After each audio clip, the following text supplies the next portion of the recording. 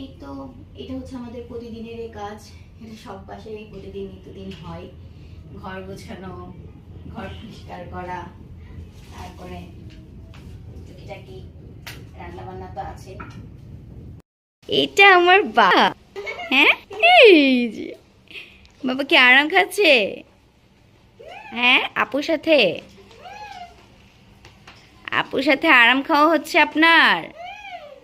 কেমন লাগে বাবা? বাবা এই যে দেখেন, এই পা দিয়ে এরকম করতেই থাকে। এখনো কিন্তু এইভাবে বসতে পারে না, সাপোর্ট দিয়ে বসাতে হয়। আসসালামু আলাইকুম ফ্রেন্ডস, এখন আমরা একটু ছাদে যাব। অবশ্য লজ্জা লাগলো। এখন একটু ছাদে যাব, কিছু পুদিনা পাতা নিয়ে আসব ইফতারে মাখার জন্য। আমাদের নিজেদের গাছের পুদিনা পাতা। আসসালামু আলাইকুম সবাইকে, রমাদান মোবারক। আশা করি সবাই ভালো আছেন। আলহামদুলিল্লাহ, আল্লাহর অশেষ অশেষ রহমতে আমরাও সবাই ভালো আছি। আর তাহমিনা ব্লগে আপনাদের সবাইকে স্বাগতম। আমরা এখন ছাদে এসেছি। আজকে রমজানের 4 দিন। তো এই যে ছাদ থেকে কিছু পুদিনা পাতা নিব আমরা। পুদিনা পাতা দিয়ে হচ্ছে আমাদের আজকের কি হবে বলো তো? ইফতার মাখা হবে, আর সাথে একটু শরবত বানানো হবে। আপনাদের দেখাচ্ছি।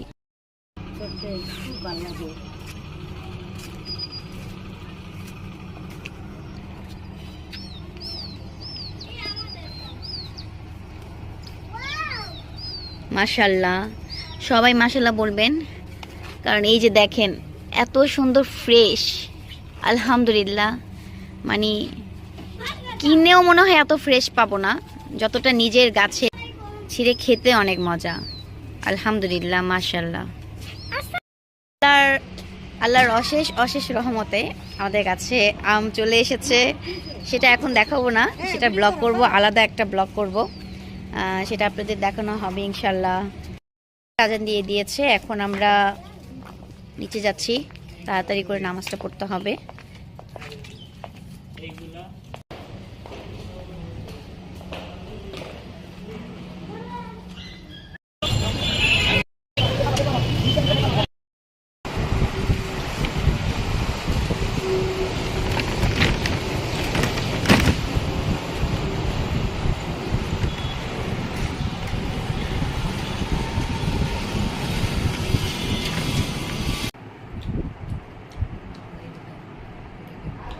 আজকের ইফতার এই যে এখনই আজান দিয়ে দিবে, আমরা সবাই এখন ইফতার করতে বসে পড়ব।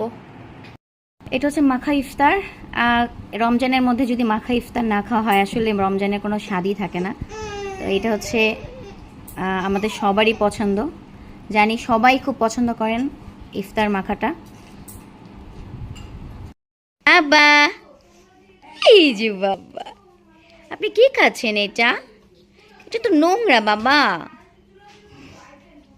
আমার ছেলে লেগ পিস খাচ্ছে। ও আচ্ছা আচ্ছা। আয়শা, আজকে তোমার আরবি টিচার তোমাকে কি শিখিয়েছে একটু বলো তো? আচ্ছা, আমাদের একটু শোনাবা? আচ্ছা, ওকে শোনো। হুম, আগে কি বলতে হবে? হ্যাঁ বলো, আগে কি বলতে হবে? সুন্দর করে বলো।